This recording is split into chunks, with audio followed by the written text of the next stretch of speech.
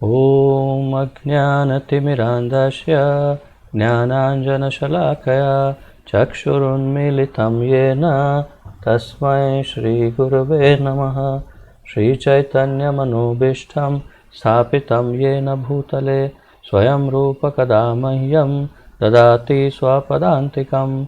वन्देऽहं श्रीगुरुः श्रीयुतपदकमलं श्रीगुरून् वैष्णवांश्च श्रीरूपं साग्रजातं सहगण रघुनाथान्वितं तं सजीवं साद्वैतं सावधूतं परिजनसहितं कृष्णचैतन्यदेवं श्रीराधाकृष्णपादान् सहगण ललिता श्रीविशाखान्वितांश्च।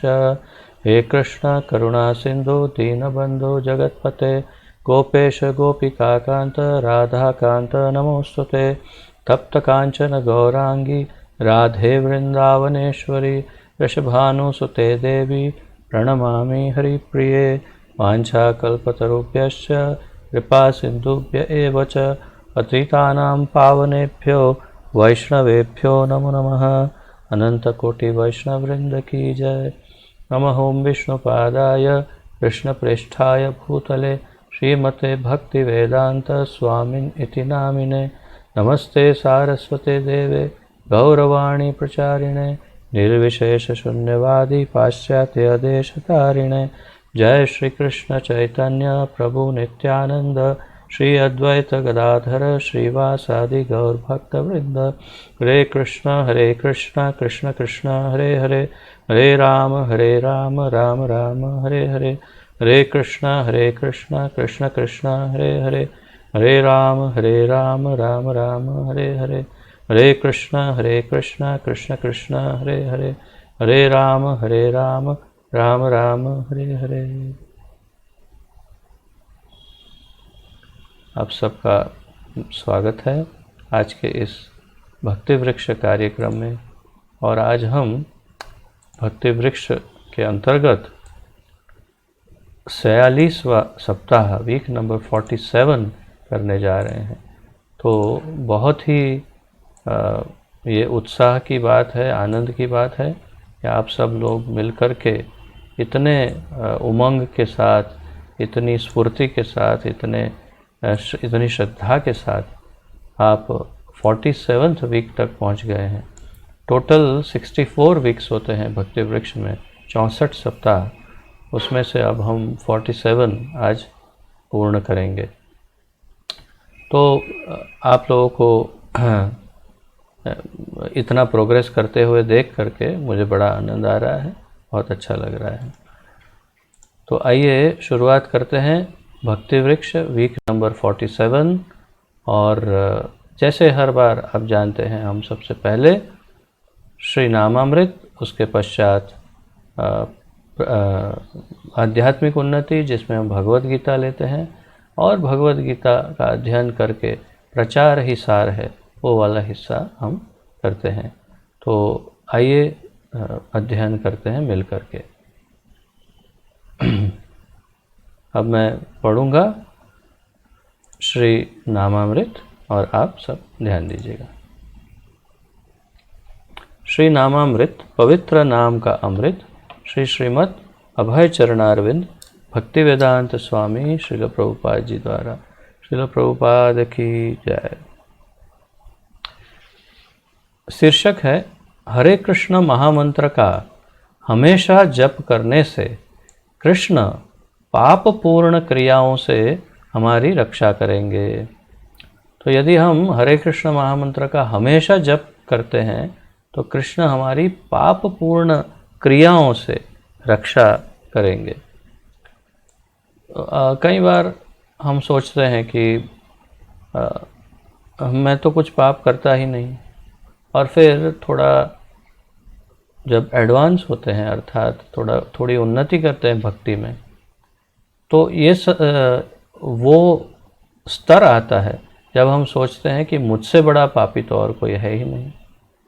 तो वास्तव में यही एहसास हम सबको हमेशा होना चाहिए, हमेशा, कि मुझसे बड़ा पापी और कोई है ही नहीं। और ये वास्तव में वास्तविकता है कि हम अत्यंत अधम, बहुत बड़े पापी हैं।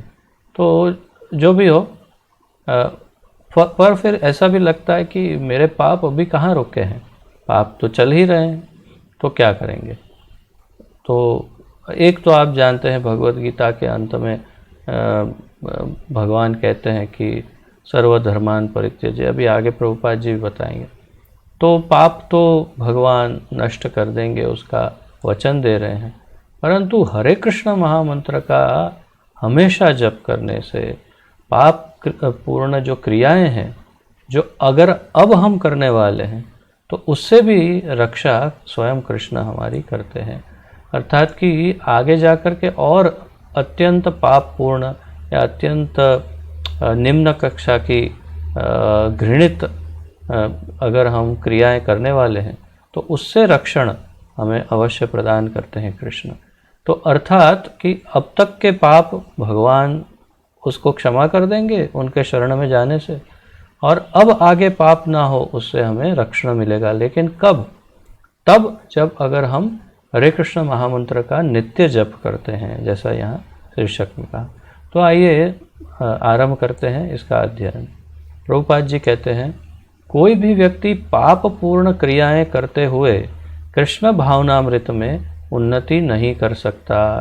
तो पाप पूर्ण क्रियाएं भी कर रहे हैं और चाहते हैं कि मैं कृष्ण भक्त बनूं, कृष्ण मुझे पहचाने, मेरी भक्ति को स्वीकार करे, तो ये संभव नहीं है।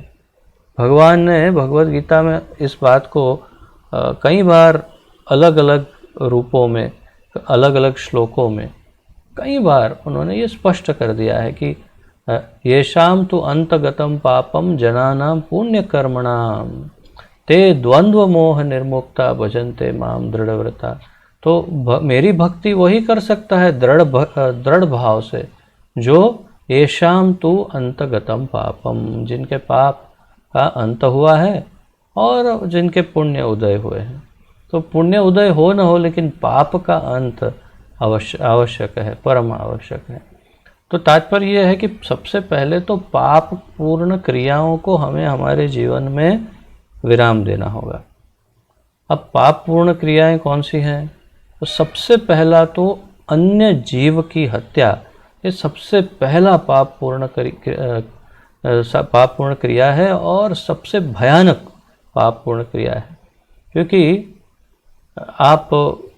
यदि आप एक पिता के बेटे हैं, आपके भाई बहन हैं, तो हो सकता है आपको अपने भाई बहन पसंद ना हो और आप पिताजी से कहें, पिताजी मुझे ये बहन पसंद नहीं है, इसका गला काट दूँ? तो पिताजी कहेंगे अच्छा पसंद नहीं है, ठीक है काट दे। ऐसा होता है? ऐसा हो सकता है? कभी कोई अपने भाई बहनों का अगर गला काटे तो पिताजी के ऊपर क्या बीतेगी? माता और पिता जो हैं उनके हृदय पर क्या बीतेगी, उनका प्रतिभाव क्या होगा? तो इस बात को आप अगर सामान्य बुद्धि से समझ सकते हैं, तो यही भाव भगवान का होता है जब हम उनके अन्य बच्चों को काट देते हैं। अर्थात कि जब भी मांसाहार करते हैं आप उनके अन्य बच्चों को काटते हैं, और वो अत्यंत पापपूर्ण और घृणित क्रिया है और भगवान को प्रिय नहीं है। भगवान को बिल्कुल भी प्रिय नहीं है कि आप अन्य जीवों की हत्या करें।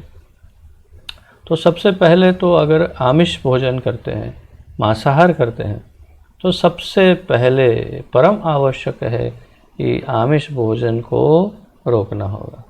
अगर आमिष भोजन चालू रहेगा तो कभी कृष्ण नहीं मिलेंगे, निश्चित है। चाहे करोड़ों कोटि जन्म लग जाए, परंतु अगर आप दूसरे जीवों को मार रहे हैं तो भगवान कैसे प्रसन्न हो सकते हैं?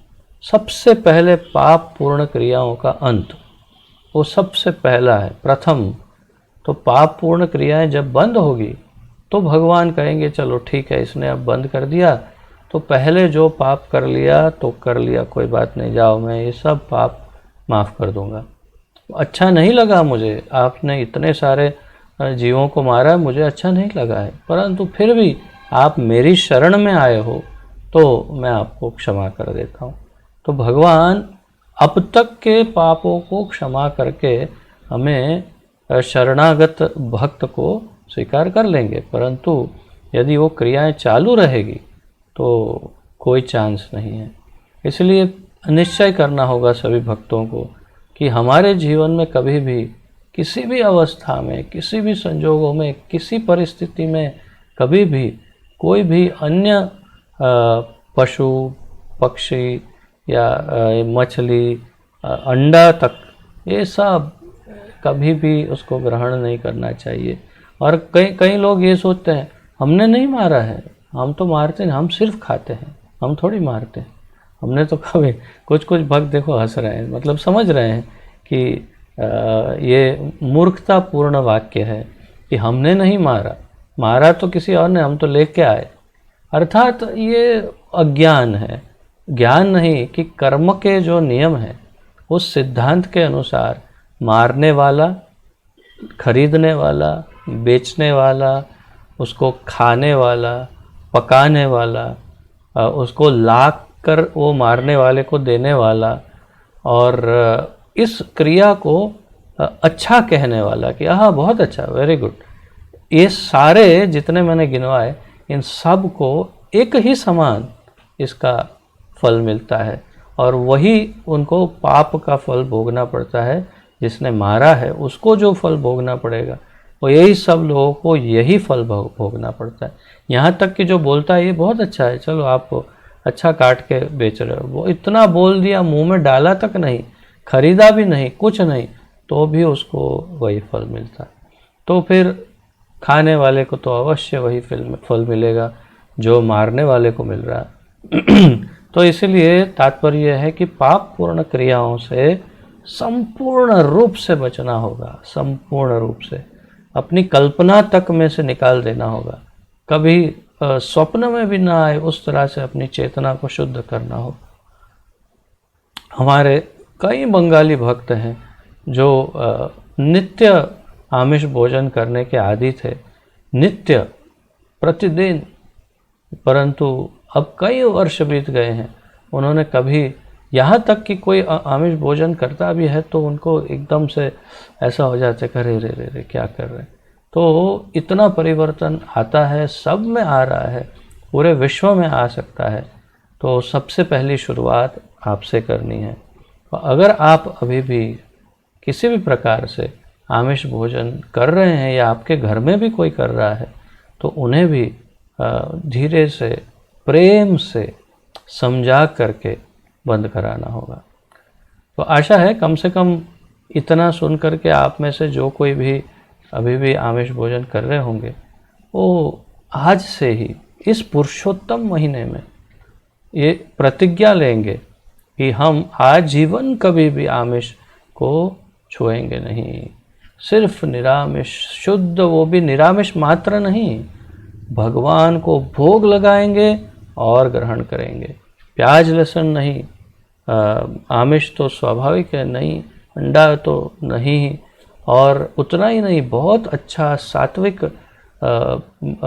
भोजन बना करके भगवान को, ठाकुर जी को बड़े प्रेम के साथ, एकदम प्रेम से, भगवान कहते हैं अश्नामि प्रयत आत्मनः, मैं खाऊंगा, भगवान कहते हैं भगवद गीता में, जो मुझे प्रेम से प्रयत्न करके अर्पण करेगा तो मैं ले लूँगा।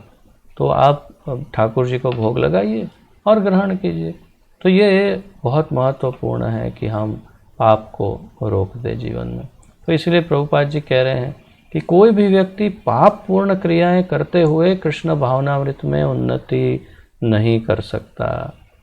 लेकिन कृष्ण कहते हैं अहम त्वाम सर्व पापेभ्यो मोक्षयिष्यामि, मेरी शरण में आओ, मैं समस्त पापों से तुम्हारा उद्धार कर दूंगा। हम में से हर कोई हर जीवन में जाने या अनजाने में पाप पूर्ण क्रियाएं कर रहा है। हम जानबूझकर एक जानवर को मार सकते हैं और वह निश्चय रूप से ही पाप होगा, लेकिन यदि हम इसे अनाज में, क्षमा कीजिएगा, अनजाने में करते हैं तो भी यह पाप ही है। यदि हम अनजाने में करेंगे तो भी पाप है, जानबूझकर करेंगे ये तो हमने अभी समझ लिया कि वो तो पाप है, परंतु अगर अनजाने में भी हो जाए तो भी पाप है। जैसे कि आप चल रहे हैं, आपके पैर के नीचे यदि चींटी मर गई तो ये पाप ही है। तो क्या करें? तो यही तो आगे प्रभुपाद जी बताएंगे। सड़क पर चलते हुए हम अनजाने में बहुत सी चींटियों को मारते हैं। अपने जीवन के अन्य कार्यों में, जैसे खाना पकाते हुए, पानी भरते हुए, उखल और मूसल से मसाले पीसते हुए आदि में भी हम बहुत से जीवों को मारते हैं। जब आप खाना पकाते हैं तो गैस पर, स्टोव पर गरम क्यों करते हैं? उसका एक कारण ये भी है कि उसके अंदर यदि बहुत ही सूक्ष्म कोई जीवाणु, कीटाणु हो जो हमारे शरीर को नुकसान पहुंचा सकते हैं, तो वो सब उस उबालने में वो मर जाएं। तो बैक्टीरिया और वायरस को हम मारते हैं, हम जीवाणुओं को मारते हैं, उबालते हैं। तो वो पकाने के, शाकाहारी भोजन को पकाने की अनुमति भगवान ने दी है, परंतु देख देख करके एक एक कीड़े को ले करके उबलते हुए पानी में डाल डाल के मारने की अनुमति नहीं दी है। परंतु दिखाई जो नहीं दे रहे हैं, ऐसे नहीं दिखाई देने वाले सब्जी को जब आप पकाते हैं तो उसमें अवश्य मर जाएंगे कुछ कीड़े, और उसका आपको पाप भी लगेगा। ये नहीं कि पाप नहीं लगेगा, पाप लगेगा ही। तो क्या करना? तो यही तो समझा रहे हैं। और मसाले पीसते हुए, जैसे आप ग्राइंडर में, मिक्सर में कुछ ग्राइंड करते हैं, या फिर वो उखल और मूसल, जिसे हम गुजराती में खांडनी दस्तो बोलते हैं, पता नहीं बांग्ला की बोल छे, तो उसको आप ऐसे कूटते हैं, कूट करके मसाले बनाते हैं। उसके अंदर एकदम सूक्ष्म कुछ अगर जीव मर गया तो पाप किसको लगेगा? आप कहेंगे मैंने तो देखा ही नहीं, मुझे तो पता ही नहीं। नहीं चलेगा, पाप तो लगेगा। तो फिर क्या किया जाए?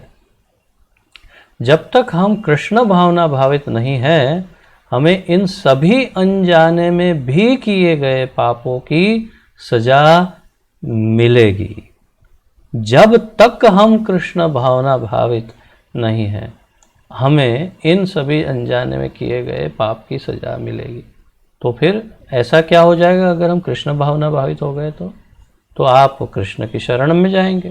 कृष्ण की शरण में जाएंगे और भगवान को कहेंगे, मैं आपका शरणागत हूँ प्रभु, मैंने अब तक बहुत सारे पाप किए हैं, जाने में और अनजाने में, और मैं अब आपकी शरण में आया हूँ, तो कृपया मेरा उद्धार कीजिए, मुझे अपनी शरण में ग्रहण कीजिए। इतना कहने पर भगवान ने जो वचन दिया 18वें अध्याय के 66वें श्लोक में, सर्वधर्मान् परित्यज्य अहम त्वां सर्व पापेभ्यो मोक्षयिष्यामि मां शुचः, चिंता मत करो। तो भगवान ने वचन दिया है तो करेंगे। भगवान इन सभी पापों से हमें मुक्त कर देंगे। और इसका अर्थ ये नहीं कि अब हमसे पाप नहीं होने वाला।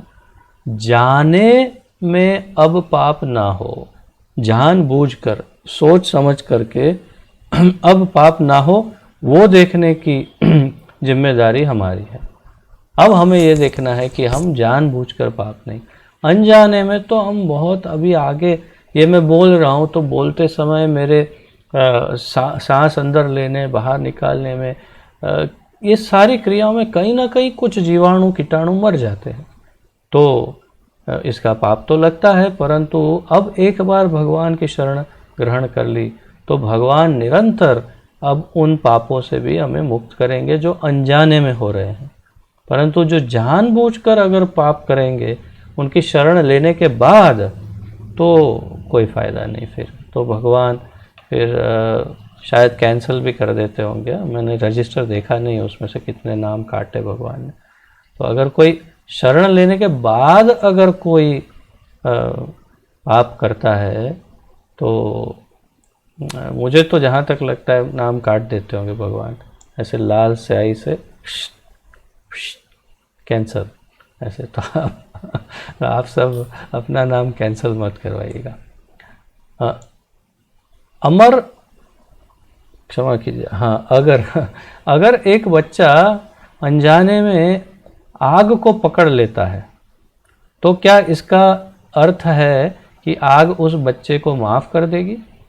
ये सब मैं 1-2 क्लास पूर्व शायद या पिछले क्लास में आपको बता ही रहा था, और इस बार प्रभुपाद जी बिल्कुल वही सब चर्चा कर रहे हैं जो मैं पिछली बार बता रहा था आपको, कि अगर अनजाने में कोई आग को पकड़ लेता है तो अग्निदेव बोलेंगे, अरे अरे बेटा दूर जाओ, तो जानता नहीं मैं अग्निदेव हूँ, मेरे पास नहीं आना चाहिए, जाओ जाओ बेटा दूर जाओ, अपनी मम्मी के पास जाओ। हाँ, ऐसा ऐसा कोई अग्नि बोलती है कभी?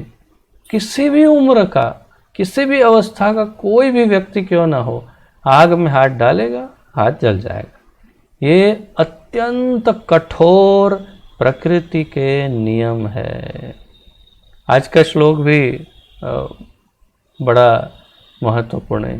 तो देवी ऐसा गुणमयी मम माया दुरत्यया, मेरी माया, मेरी प्रकृति अत्यंत दुरत्यया, अत्यंत कठोर है, बहुत कठोर है, बिल्कुल निष्ठुर है। हिंदी में शब्द है निष्ठुर, अर्थात हृदयहीन जिसको कहते हैं।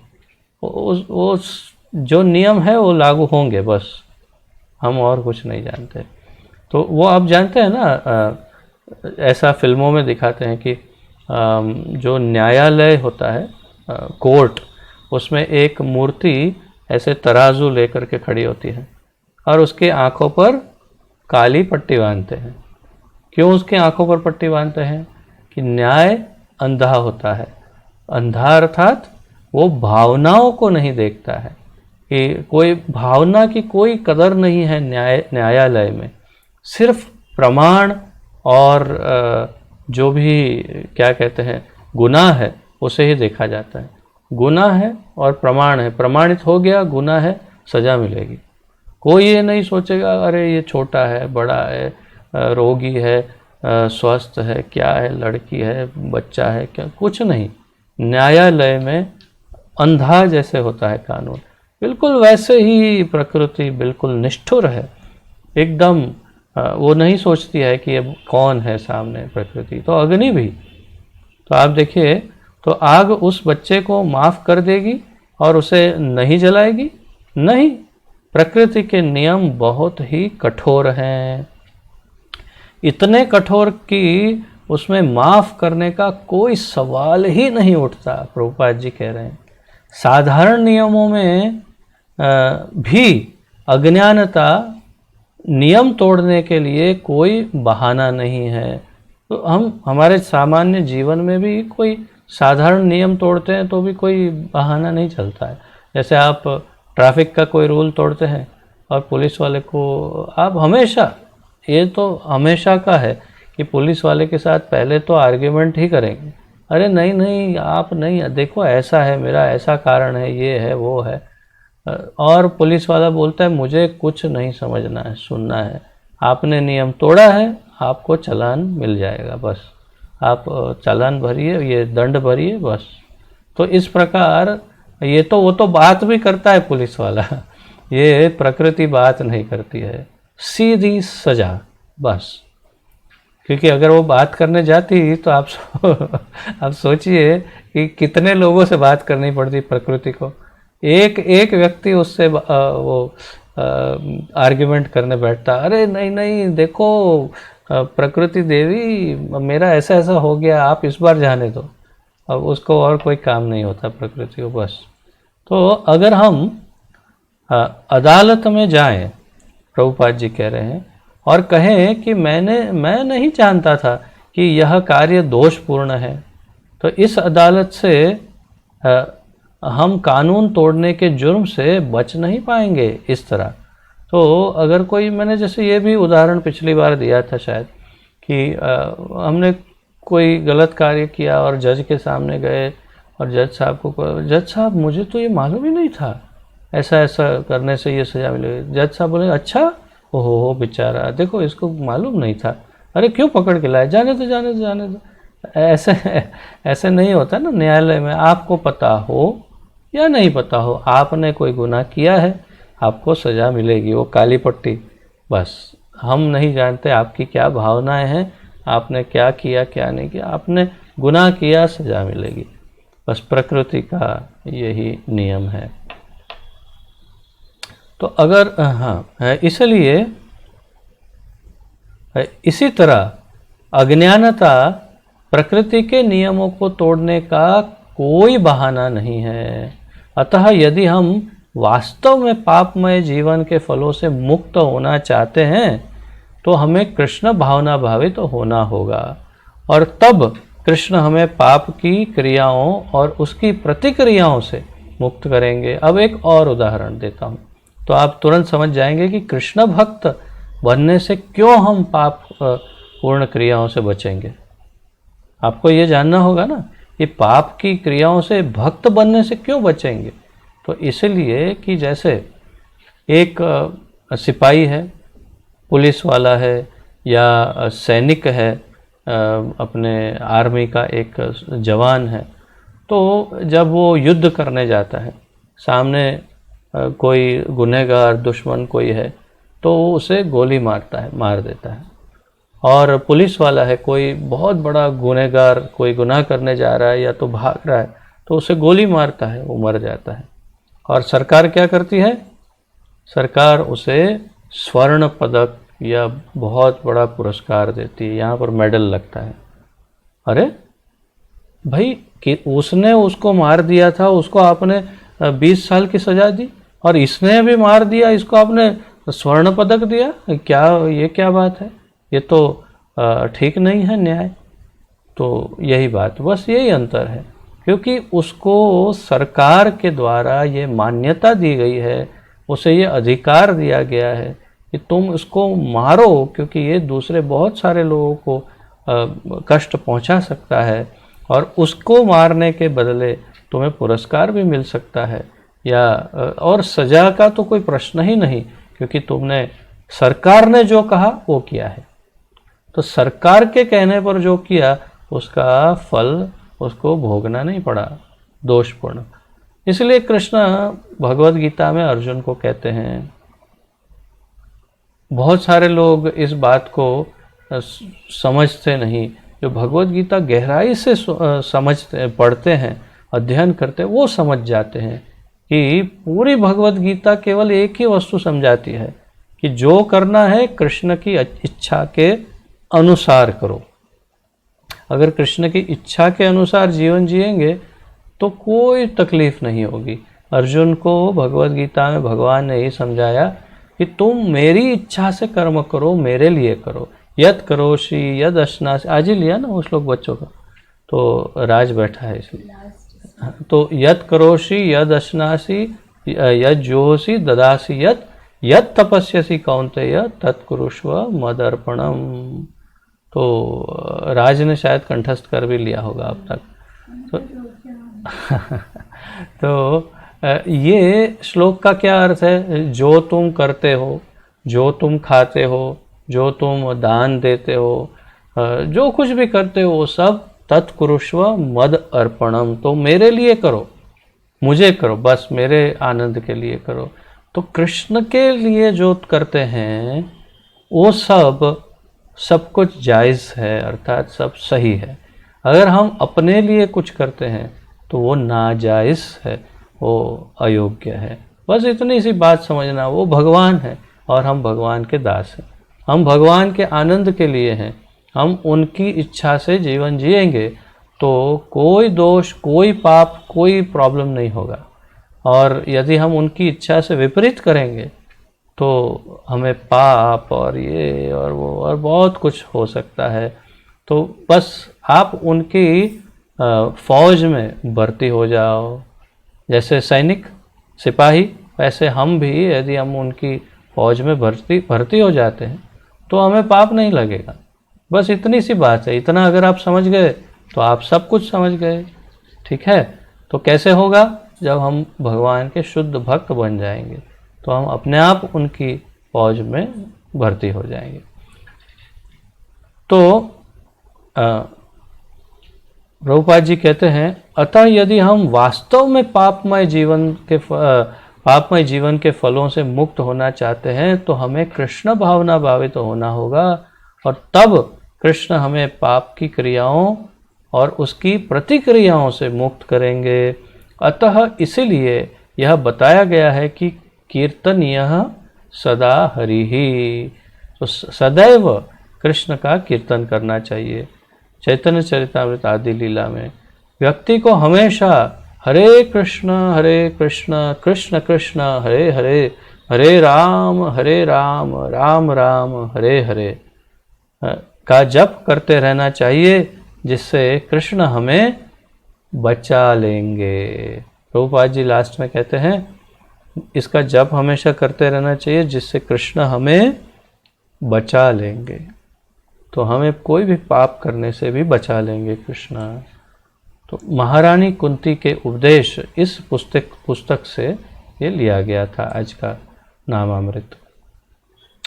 तो यदि किसी का कोई प्रश्न हो तो पूछ सकते हैं, अन्यथा हम आध्यात्मिक उन्नति की तरफ आगे बढ़ते हैं। एक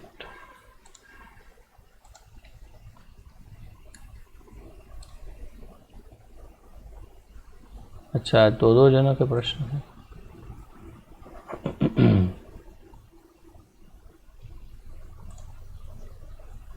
हाँ, पहले हेमंत प्रभु ने हाथ रेस किया। हाँ हेमंत प्रभु पूछिए। हरे कृष्ण प्रभु। हरे कृष्ण प्रभु जी, जैसे प्रसादम हम लगाते हैं तो प्रसादम लगभग 8 बजे तक लग जाते हैं। उसके बाद मैं घर आता हूँ लगभग 10 बजे। तो फिर जो बैक्टीरिया का बात हुई है तो 10 बजे जब आते हैं तो प्रसादम तो ठंडा हो जाती है, तो उसके बाद गर्म कर सकते हैं।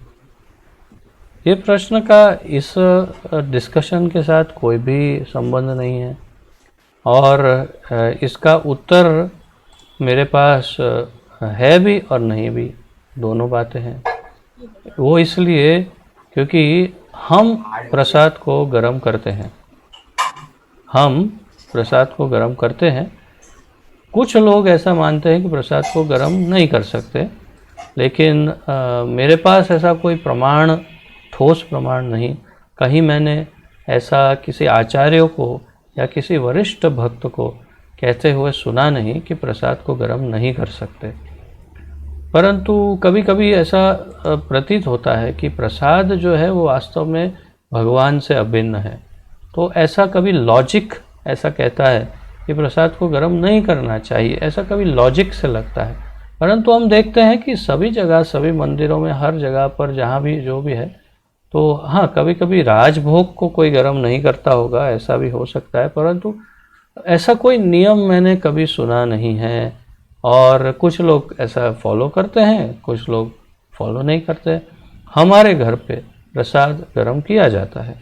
हम लोग हाँ तुलसी को निकाल लेते हैं, उसमें से जो तुलसी लगी है उसको गर्म करते समय तुलसी को पहले निकाल लेना चाहिए, उसको साथ में गर्म नहीं करना चाहिए तुलसी को। इतना तो हम समझ सकते हैं। ठीक है, राजेश प्रभु आपका क्या प्रश्न है? हरे कृष्णा, धन्यवाद प्रणाम। धन्यवाद प्रभु जी, प्रश्न ये है जैसा आज आमिष भोजन के हिसाब से बहुत कुछ सुना है और बहुत अच्छा लगा। जैसा हम कभी कभी देखते हैं हमारा गांव में काफ़ी सारा ऐसा आमिष बगैर का नहीं चलता है। तो जैसे कोई एक परिवार में रहता है, तो उसमें अगर कोई एक जन भक्त होता है तो उसमें किसी का पेशार से अगर उसको ऐसा आमिष भोजन वो कराता है, जैसा वो घर में एक जन है, महिला है, तो वो खाना बनाता है, ठीक है। तो अभी जैसा वो भक्त हो गया है, वो वेज खाते हैं, भगवान का प्रसादी खाते हैं, तो अभी वो उसको ऐसा इच्छा हो गया। अभी घर में और भी बहुत सारा इंसान है, तो उसके लिए उसको बनाना पड़ता है, सब भोजन बनाना पड़ता है। तो वो जिद करे मेरे को वेज खाना है, मैं आज से ऐसा सेवा करना चाहता हूँ, मेरे को वेज अच्छा लगता है, मैं तुम्हारे लिए चिकन फिकन नहीं बना सकता हूँ, तुम्हारा कार्य तुम कर लेना, बाकी जो मेरा करना है मैं कर दूंगी, बाकी मैं आमिष भोजन नहीं बना सकता हूँ। तो कोई पेशार से अगर कोई भक्त को अगर बनाने देगा तो उसका कैसे समझौता है खाली करना चाहिए? आपके एक प्रश्न में बहुत सारे प्रश्न थे, और उसमें से बहुत कुछ प्रश्न स्पष्ट थे, कुछ अस्पष्ट थे। लेकिन जैसे मैं समझा उसका मैं प्रयास करता हूँ उत्तर देने का। यदि कोई भक्त बन गया है और वो आमिष भोजन नहीं ग्रहण करता, खाता नहीं, और स्वाभाविक है जब खाता नहीं तो बनाता भी नहीं, तो वो पाप करना नहीं चाहता है। और यदि उसके परिवार के लोग उसे कहे कि ठीक है भाई तुम नहीं खाना चाहते कोई बात नहीं, लेकिन हमारे लिए बना दो, तो उसको एक तो क्या करना चाहिए, और दूसरा अगर ऐसा कोई कहता है तो उसको क्या होगा। तो जो उसको कहता है कि तुम बनाओ, पकाओ या खाओ, खाओ कहता है वो तो निश्चित रूप से यही, परंतु जो बोलता है कि नहीं तुम भले मत खाओ लेकिन हमारे लिए बनाओ, वो बहुत अधिक पाप अपने सर पर ले लेता है वो व्यक्ति। क्योंकि वो एक शुद्ध होने वाले, एक भक्त बनने वाले या भक्त बन चुके एक वैष्णव को वो किसी प्रकार से उसको प्रेशराइज कर रहा है, यदि उसकी स्वतंत्रता को आहत कर रहा है, उसकी भक्ति में रास्ते में अगर वो अवरोध उत्पन्न कर रहा है व्यक्ति, तो वो वैष्णव अपराधी हो जाता है। पाप तो दूर की बात है, लेकिन वो वैष्णव अपराधी हो जाता है और उसे फिर क्षमा करना लगभग असंभव है। उसके जन्मों जन्मांतर तक तकलीफ हो सकती है यदि वो क्षमा नहीं मांगता उस वैष्णव से। तो तात्पर्य ये है कि जो वैष्णव बन रहा है या बनने की प्रोसेस में भी है, यदि उसको कोई प्रेशर से पकवाता है, उसको करवाता है या खिलाता है ज़बरदस्ती, तो वो उसका बहुत भयानक पतन हो जाएगा। और दूसरा कि जो व्यक्ति है जो नहीं करना चाहता है, तो उसे बहुत दृढ़ होना होगा, उसे अपने परिवार को छोड़ना पड़े तो भी छोड़ना चाहिए, परंतु इसे वो नहीं करना कि जो इतना भयानक कृत्य है उसे कभी नहीं करना चाहिए। उसको ये स्पष्ट समझ लेना चाहिए कि मैं भगवान को अप्रसन्न कैसे कर सकता हूँ। प्रसन्न तो होंगे कि नहीं होंगे पता नहीं है मेरे से भगवान, परंतु अप्रसन्न कैसे कर सकता हूँ। और मैं केवल अपने इस परिवारजनों के कहने पर भगवान को अप्रसन्न कर दूंगा। ये परिवार तो मुझे केवल इस जन्म में मिला है, मेरे तो करोड़ों जन्म हुए और करोड़ों परिवार मेरे थे, ऐसे तो कई परिवार होंगे और होते रहेंगे और पहले हुए हैं, उनका क्या महत्व है। अगर कोई वैष्णव हो तो वो वैष्णव का महत्व सबसे अधिक है, और भगवान वो हमारे वास्तविक पिता हैं। तो मेरा असली परिवार तो ये वैष्णव और ये भगवान है। तो फिर उसे दृढ़ता से ये निश्चय करना होगा कि चाहे मुझे वो परिवार छोड़ना भी पड़े तो भी मैं कभी भी ऐसा भयानक कृत्य नहीं करूँगी या करूँगा, जो भी है।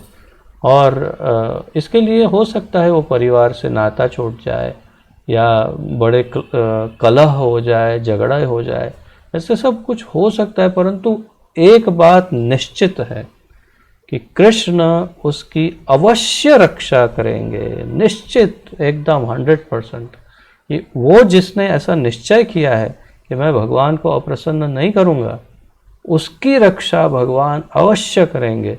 और सामने वाले का क्या हाल होता है वो तो बस देखते ही बनेगा, अर्थात कि थोड़े ही समय में समझ में आ जाएगा कि उनकी हालत खराब हो जाएगी जो भक्त के साथ इस तरह से करते हैं। तो भक्त को कृत निश्चय होना चाहिए कि नहीं, मुझे परिवार भी छोड़ना पड़े तो भी मैं भगवान को अप्रसन्न नहीं करूँगा।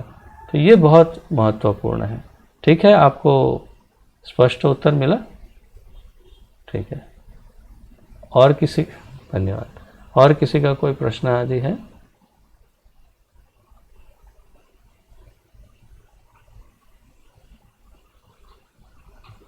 ठीक है, तो आइए आध्यात्मिक उन्नति की तरफ आगे बढ़ते हैं।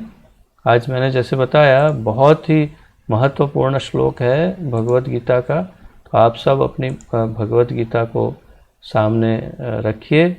आज है भगवत गीता यथारूप आध्यात्मिक उन्नति भाग 47 भगवत गीता यथारूप अध्याय 7 श्लोक 14।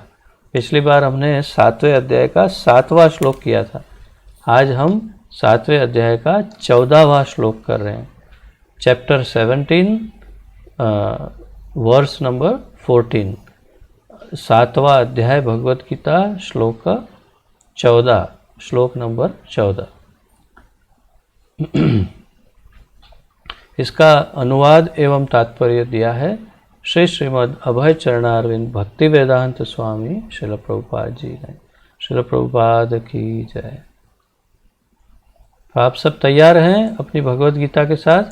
जैसे हर बार करते हैं, मैं श्लोक यहाँ पर उच्चारित करूँगा और फिर एक के बाद एक आप लोगों को उसका उच्चारण करना होगा। ये 100% अवश्य ये कंठस्थ करने योग्य श्लोक है। जैसे पिछली बार का था अत्यंत महत्वपूर्ण, ऐसे ये भी अत्यंत महत्वपूर्ण गिने चुने श्लोकों में से एक है। इसे कंठस्थ करना चाहिए। तो राज कहाँ गया? तुम भी कंठस्थ कर लेना इसको। तुम्हारी टीचर तुम्हें जब सिखाएगी तब सिखाएगी, तुम पहले ही कंठस्थ कर लेना इसको। तो मैं बोलता हूँ, आप सब ध्यान दीजिए।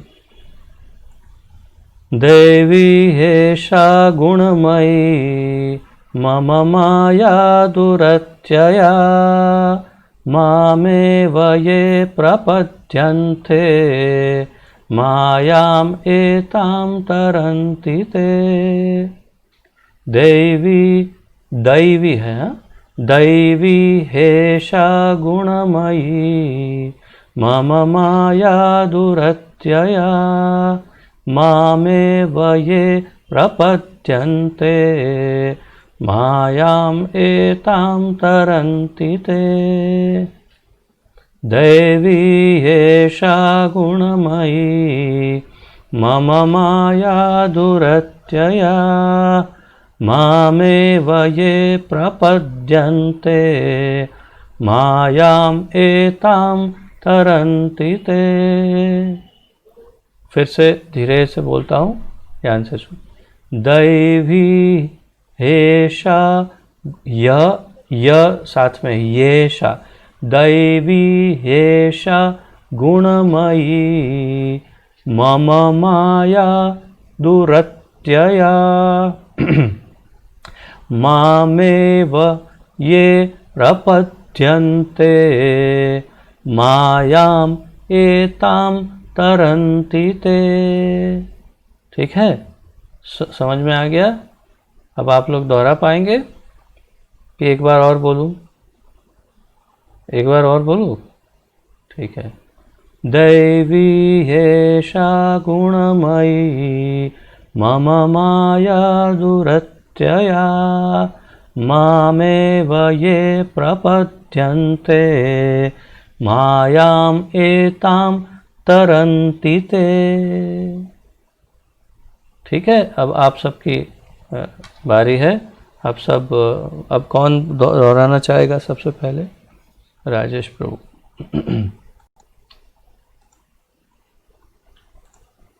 हाँ बोलिए राजेश प्रभु। हरे कृष्णा, धन्यवाद प्रणाम। श्रीमद् भगवद गीता अध्याय 7 और श्लोक संख्या 14। दैवी हेषा गुणमयी मम माया दुरत्यया मामेव ये प्रपद्यन्ते मायाम एतां तरन्ति ते।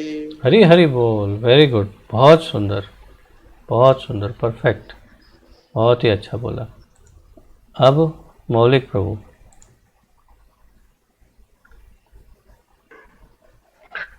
प्रणाम। धन्यवाद। दैवी ही एषा गुणमयी मम माया दुरत्यया मामम एव ये प्रपद्यन्ते मायाम एतं तरन्ति ते। वेरी गुड, बहुत अच्छा, सुंदर।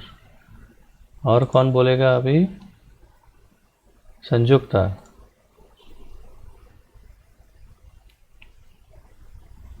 हरे कृष्ण प्रभु जी दंडवत प्रणाम। जय श्री प्रभुपाद। जय।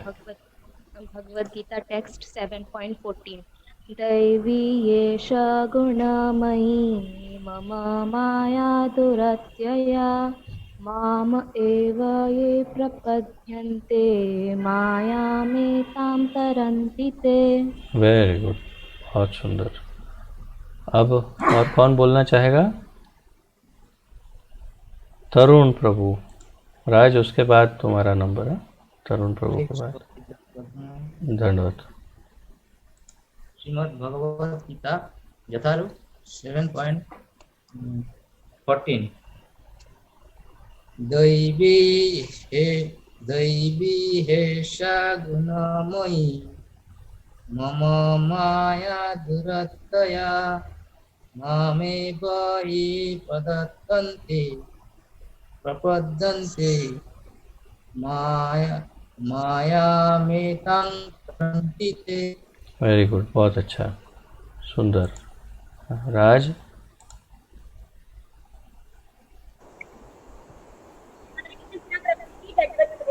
धन्यवाद।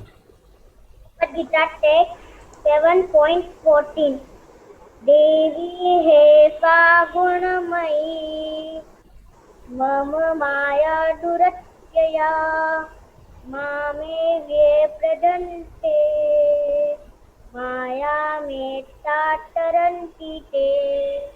बहुत अच्छा बोला, लेकिन प्रपद्यन्ते है, प्रपद्यन्ते, ठीक है। वेरी गुड, हरि बोल। मैंने कहा ना, जब भी राज बोलेगा तो सबको हरि बोल बोलना चाहिए, क्योंकि हमारे ग्रुप का सबसे छोटा मेंबर है वो, इसलिए। Very good. और अब कौन बोलना चाहेगा?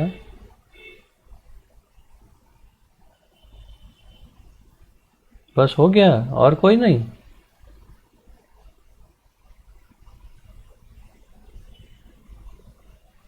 आधे लोगों ने तो वीडियो ही बंद रखा है। 1 2 3 4 5। हाँ, पायल ने रेज किया है लेकिन वीडियो बंद है। हाँ, पायल कहाँ गई?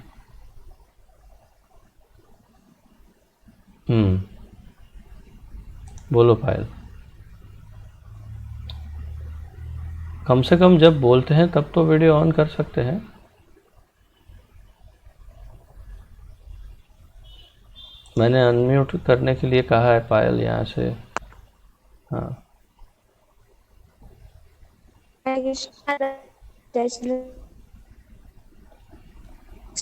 7.14 देवी एषा गुणमयी मम माया दुरत्यया मायामेतां तरन्ति ते। वेरी गुड, बहुत ही अच्छा। अब बताइए। हाँ, राजेश्वरी माता जी।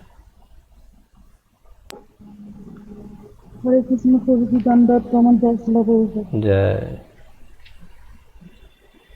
भगवद गीता जाते रहते 7 अध्याय 14 नंबर श्लोक। देवी ही ऐसा गुणमयी मम माया दुरत्यया मामे एव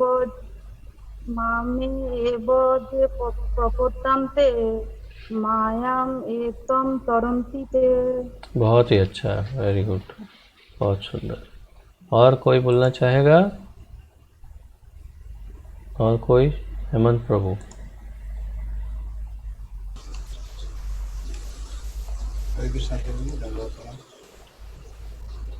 देवी एषा गुणमयी मम माया दुरत्यया मामेव ये प्रपद्यन्ते मायामेतां तरन्ति ते।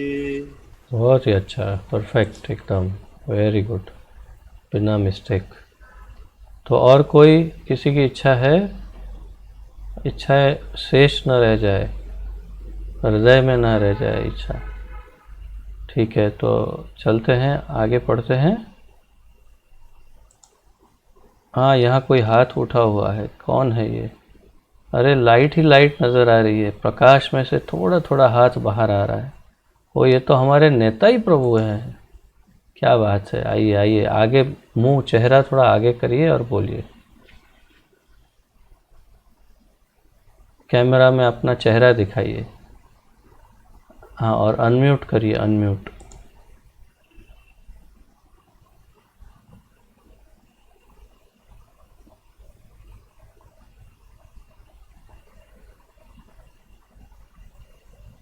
लगता है उनका कुछ प्रॉब्लम है। ठीक है, तो आगे बढ़ते हैं। वो तो ड्रॉप ही हो गए लगता है।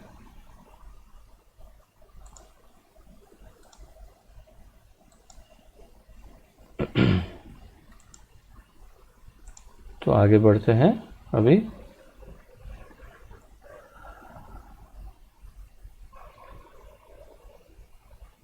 तो देवी हेषा गुणमयी मम माया दुरत्यया माम एव ये प्रपद्यन्ते मायाम एताम तरन्ति ते। तो इसका हम एक एक शब्दों का अर्थ यदि समझें तो जल्दी समझ में आएगा अर्थ, इसीलिए मैं आपको एक एक शब्द समझा रहा हूँ।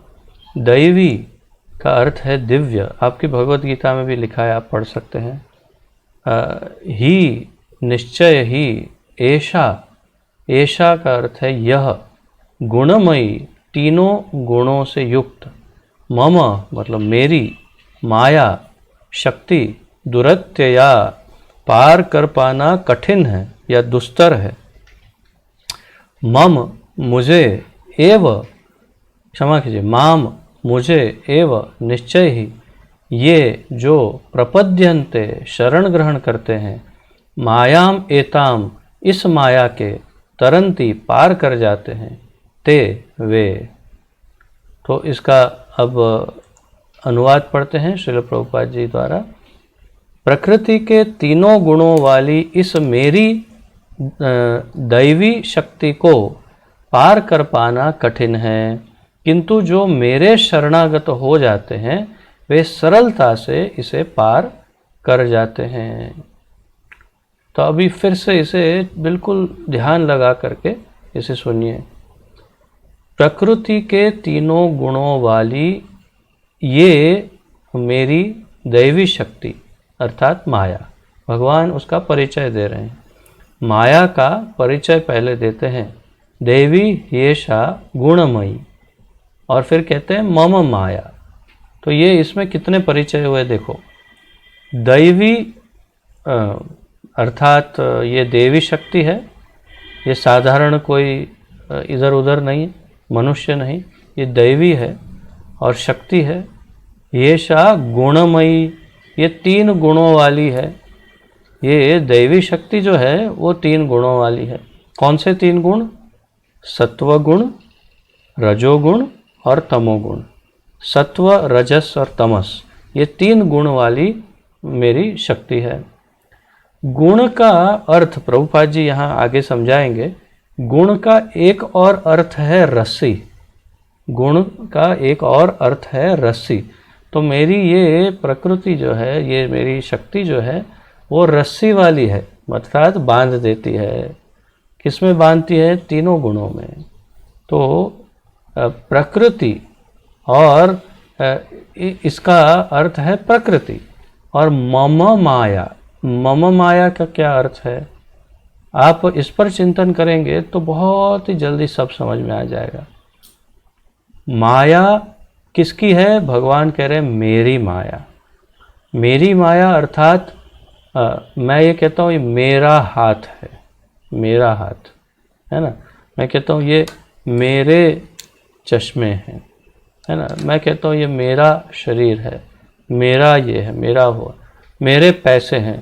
तो अर्थ क्या हुआ कि मेरा हाथ कैसे चलेगा? जैसे मैं चाहूँगा वैसे मेरा हाथ चलेगा। हाथ मेरे नियंत्रण में है, मैं हाथ के नियंत्रण में नहीं हूँ। हाथ मुझे कुछ आदेश नहीं दे सकता, मैं हाथ को आदेश देता हूँ और हाथ कार्य करता है। उसी प्रकार माया भगवान की है और इसलिए माया के अंतर्गत भगवान नहीं है, माया भगवान के अंतर्गत है और इसीलिए जैसा भगवान चाहते हैं वैसी माया वैसा ही कार्य करती है। तो प्रकृति या माया, महामाया या योग माया या दुर्गा, ये सब एक ही बात है। स्वाभाविक है, योग माया महामाया से ऊपर है, परंतु ये माया जो है ये सारी माया शक्ति के पर्यायवाची शब्द है।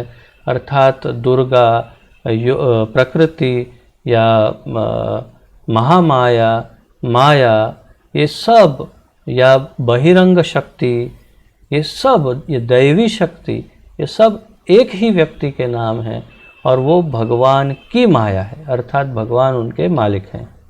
और ये क्या कहते हैं कि ये गुणमयी है, त्रिगुण वाली माया है। ये 3 गुणों में सबको बांध देती है। गुण की रस्सी, मतलब त्रिगुणों की रस्सी है उसके पास, उसको सब जीव को उसमें बांधती है। और दुरत्यया, दुरत्यया शब्द का अर्थ है अत्यंत कठोर, अत्यंत कठिन है। कैसा कठिन है? इस माया को के पार जाना अत्यंत कठिन है। सामने माया खड़ी हो तो उसके पार नहीं निकल सकते। जैसे कोई चोर भाग रहा हो और सामने 2-4 पुलिस वाले खड़े हैं बंदूक लेकर, और फिर कहते हैं हाँ चलो तुम जाना चाहते हो जाओ। संभव ही नहीं, कैसे जा सकता है? तो उसको पुलिस वाले पकड़ लेंगे। बस वैसे ही है, माया को आप पार करना चाहते हो, माया कहते हैं हाँ करो, ट्राई करो, करो ट्राई। 1 जन्म, 2 जन्म, 1000 जन्म, 10,000, 10 लाख जन्म ट्राई करो, लेकिन तुम मुझे पार नहीं कर सकते। तो भगवान उसका उपाय दिखाते हैं कि माया को पार करना है तो कैसे कर सकते हैं। तो देवी ऐसा गुणमयी मम माया दुरत्यया माम एव ये प्रपद्यन्ते मायाम एताम तरन्ति ते। अर्थात माम एव, केवल मुझे, एव मतलब सिर्फ मुझे, जो सिर्फ मेरी शरण में जो आता है, प्रपद्यन्ते अर्थात शरण में जाना। तो मेरी शरण में जो आता है और वो भी सिर्फ मेरी शरण में, अन्य किसी देवी देवताओं की शरण में नहीं। अन्य किसी देवी देवताओं के शरण में जाएंगे तो किसी भी देवी देवता में कोई शक्ति नहीं कि माया से बचा सके। सारे देवी देवता माया के अधीन हैं, सारे के सारे देवी देवता माया के अधीन हैं। और महादेव भी मायापति हैं, परंतु माया के नाथ नहीं हैं। माया के नाथ सिर्फ विष्णु, नारायण या कृष्ण है, और माया के पति के रोल में महादेव हैं। और वो भी उनके जीवन में देखो क्या क्या माया जी ने उनको कैसा तो कहने का तात्पर्य कि माया को पार करवाने वाला केवल माया नाथ ही हो सकता है, माया का स्वामी ही हो सकता है। तो मम एव ये प्रपद्यन्ते, माम एव ये प्रपद्यन्ते, मायाम एताम, इस माया को तरन्तिते, उसके पार निकल जाएगा। फिर से वही बात जो अभी हमने नामामृत में देखी। आप यदि पुलिस में भर्ती हो गए तो फिर आप भागते हुए जा रहे, सामने पुलिस वाले खड़े हैं, तो पुलिस वाले कहेंगे अच्छा इस तरफ जाना, जाओ जाओ जाओ जाओ जाओ। क्यों? बोले तो ये भी पुलिस वाला ही है ना, जाएगा, कोई बात नहीं। तो बस यही बात है। यदि भगवान के दल में शामिल हो गए, भगवान की शरण में चले गए, भगवान की टोली में शामिल हो गए, उनकी फौज में शामिल हो गए, तो माया को बड़ी आसानी से पार कर सकते हैं। कोई रोकने वाला नहीं, कोई टोकने वाला नहीं। और मायाम एताम तरन्तिते, माया को पार कर जाता है।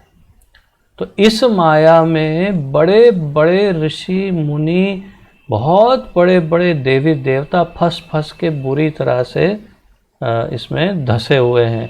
परंतु जो शुद्ध भक्त है, भगवान का भक्त है, शरणागत है, चाहे वो कितना भी सामान्य क्यों ना हो, सामान्य अनपढ़ बिल्कुल मामूली व्यक्ति हो, परंतु कृष्ण का शरणागत हो, तो इस माया को बड़ी आसानी से पार कर सकता है। जैसे कहते हैं भवाम्बुधिर वत्स पदम, अर्थात कि भागवत का ये श्लोक है, जैसे एक गाय के बछड़े का पैर यदि कीचड़ में पड़ जाए तो इतनी सी गाय के बछड़े की छोटी सी एक छोटा निशान हो जाएगा। उसके अंदर यदि पानी भर दो तो उसके अंदर जो पानी भर दो और उसको यदि पार करना है तो कितनी देर लगेगी।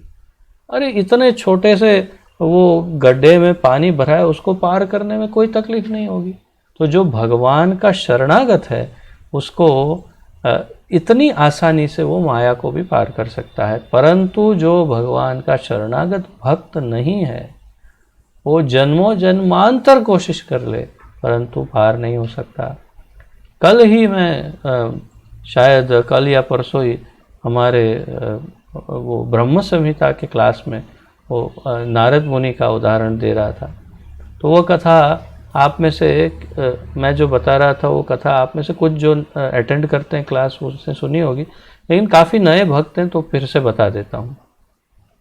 नारद मुनि ने एक बार भगवान से पूछा कि नारायण मैं आपकी माया का परिचय करना चाहता हूँ।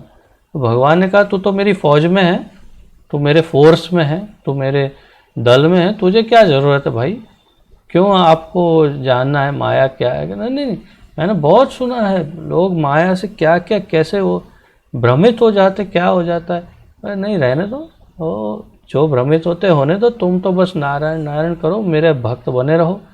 तो नारद मुनि कहा नहीं नहीं नहीं मुझे आपके माया का परिचय करना है। भगवान ने कहा लास्ट वार्निंग देता हूँ, नहीं जरूरी नहीं है, ये मज़ा नहीं आएगा इसमें कुछ आना। नहीं नहीं नहीं मैं एक बार तो चलो। बोले अच्छा ठीक है वो सब बाद में करते हैं, मुझे थोड़ा अचानक एक ज़रूरी काम याद आया है, एक काम करते हैं चलते हैं। कहाँ पर? बोले वो तुम चलो मेरे साथ। नारद मुनि को कहा, नारद मुनि बोले चलिए भगवान। तो दोनों गए। अब पहुँच गए एक रण प्रदेश में। रण प्रदेश में मतलब सब जगह रेत ही रेत, बस उसके मध्य में जाके खड़े हुए। और भगवान ने कहा अरे नारद बहुत प्यास लग रही है, जाके थोड़ा जल कहीं से ले आओ। नारद मुनि कहा क्या आप तो मायापति हैं, आप तो त्रिलोकपति हैं, आप जल तो आप ऐसे ला सकते हैं। नहीं नहीं नहीं तुम जाके कहीं से यहाँ आसपास में गांव होगा जल लेके आ जाओ। नारद जी ने कहा ठीक है चलो आपका आदेश है तो जाता हूँ। तो नारद जी ऐसे थोड़े से आगे गए और देखा एक गांव है। आश्चर्यचकित हो गए, ये रण प्रदेश में गांव। और फिर वहाँ देखा तो एक गांव में घुसे अंदर और देखा तो एक कुआं, और कुएं के पास कुछ महिलाएं वहाँ से जल भर रही थी। तो आश्चर्यचकित हो गए कि चलो जो भी है हमें तो जल लेके जाना है ठाकुर जी के लिए।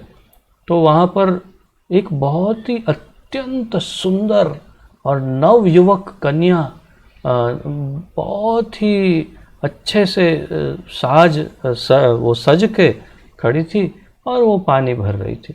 तो इस सुंदर सी कन्या को देखकर नारद जी ने कहा कि देवी क्या मैं थोड़ा जल प्राप्त कर सकता हूँ, मेरे स्वामी हैं उनके लिए। तो वो कन्या ने कहा हाँ जरूर जरूर, परंतु मेरा निवेदन है पहले आप अपनी प्यास बुझा लीजिए और फिर अपने स्वामी के लिए ले जाइए पानी। नारद जी ने कहा अच्छा आइडिया है, पहले मैं पी लेता हूँ फिर नारायण के लिए ले जाता हूँ। तो वो जल पीने लगे और वो कन्या को देखने लगे और इतनी मोहक लगी उनको कन्या, इतनी सुंदर लगी, बहुत आकर्षित हो गए। और फिर उन्होंने पानी पिया और फिर कन्या को पूछा देवी आपकी शादी हो गई है? तो देवी ने कहा जी नहीं। तो वो नारद जी ने पूछा तो क्या फ्यूचर प्लान है आपका? तो देवी ने कहा एक बहुत ही सुंदर नवयुवक और बहुत ही जो भक्ति भाव वाला हो और ऐसा हो ऐसा एक वर ढूंढ रही हूँ। तो नारद जी ने कहा कहीं यही तो वो वर नहीं जिसको आप ढूंढ रही हैं? तो वो शर्मा गई और कहा हो सकता है। तो कहा कि तो शादी करने के लिए तैयार हो? बोले नहीं नहीं नहीं नहीं मैं तो एक सन्नारी हूँ और मैं केवल मेरे माता पिता की ही अनुमति से शादी कर सकती हूँ। तो आपको बात करनी है तो मेरे पिताजी के पास चलिए। तो नारद जी ने कहा चलिए, और वो पानी का घड़ा नारायण का बाजू पर रख दिया और पहुँच गए उसके पिता के पास। उनके पिताजी को पूछा कि मैं नारद और इस तरह से बोला, हाँ देवर्षि नारद हो, अच्छा अच्छा, शादी करना चाहते हैं मेरी पुत्री से, आइए आइए कोई बात नहीं, शादी करा देते हैं आपकी। और फिर उनकी शादी करा दी। अब वो नारायण वहाँ बैठे हैं, ये शादी हो रही है, यहाँ शादी हो गई। फिर संसार उन्होंने आरंभ कर दिया, घर लिया, और फिर धीरे धीरे धीरे सब उनका संसार चलने लगा और बच्चे होने लग गए। 1 2 3 4 10 12 बच्चे हो गए, और वहाँ नारायण बैठे हैं, और यहाँ नारद मुनि का संसार बढ़ गया। और फिर अचानक एक तूफान आया गांव में, और सब कुछ तहस नहस होने लगा, और इनके कई बच्चे सब बिखर गए, कोई मर गया, कोई इधर उधर।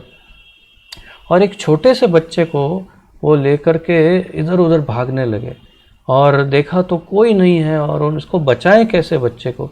तो उनको नारायण की याद आ गई, और उन्होंने वो पुकारने लगे, नारायण नारायण मेरे बच्चे को बचाइए, नारायण नारायण।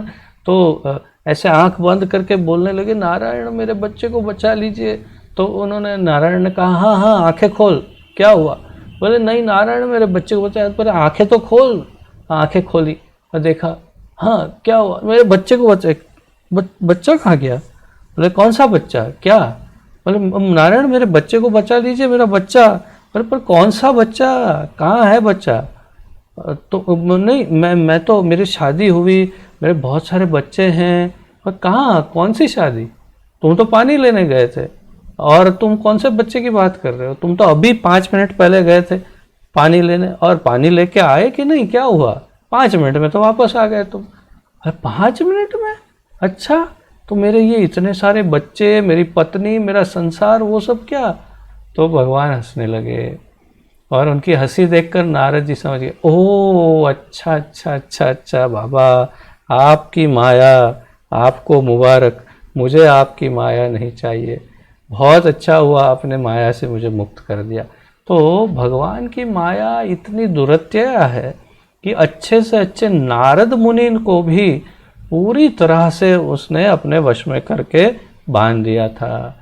तो केवल लेकिन भगवान की कृपा से, और केवल ये तो ट्रायल बेसिस पे था, टेस्ट थी, इसीलिए भगवान ने उन्हें मुक्त कर दिया। परंतु जो भगवान के शरणागत नहीं है, वो करोड़ों कोटि जन्म जन्मांतर तक सभी मिथ्या को सत्य समझते रहते हैं। ये मेरा है, मैं हूँ, ये है, वो है, बस उसी मिथ्या में जीवन जीते हैं, मरते हैं, दूसरा जन्म लेते हैं, फिर ये मैं मेरा, मैं मेरा, मैं मेरा करते रहते हैं, और फिर मरते हैं। यही चक्र चलता रहता है। परंतु माम एव ये प्रपद्यन्ते मायाम एताम तरन्ति ते। तो जो कृष्ण का शरणागत है, केवल वही इसे पार कर सकता है। अब आगे पढ़ते हैं। प्रभुपाद जी समझाते हैं, भगवान की शक्तियाँ अनंत हैं, और ये सारी शक्तियाँ दैवी हैं। यदि अपि जीवात्माएं उनकी शक्तियों के अंश हैं, अतः दैवी है, किंतु भौतिक शक्ति के संपर्क में रहने से उनकी पराशक्ति आच्छादित रहती है। तो हम जीव भी भगवान की शक्ति हैं, परंतु हम उनकी निचली शक्ति, बहिरंग शक्ति या अपराशक्ति या माया के संपर्क में आने से, प्रकृति के संपर्क में आने से हम उनकी अंतरंगा शक्ति राधा रानी जो है उनसे दूर हो गए हैं, और इसलिए हम भ्रमित हो गए हैं। तो इस प्रकार भौतिक शक्ति से आच्छादित होने के कारण मनुष्य उसके प्रभाव का अतिक्रमण नहीं कर पाता। तो क्योंकि हम इस प्रकृति के संपर्क में हैं, राधा रानी से दूर हैं, उनकी अंतरंगा शक्ति से, और इसीलिए हम इसको पार नहीं कर पाते। बिल्कुल उसी प्रकार जैसे एक मकड़ी के जाले में एक कीड़ा फंस जाता है। मकड़ी अर्थात स्पाइडर, उसे बांग्ला में क्या बोलते हैं पता नहीं है। तो जो जाल बनाती है घर पे, वो उसके जाले में मकड़ी स्वयं कभी नहीं फंसती। देखा है? कभी कभी देखा आपने जीवन में कि मकड़ी अपने जाले में फंस गई है? हो ही नहीं सकता है, संभव ही नहीं है।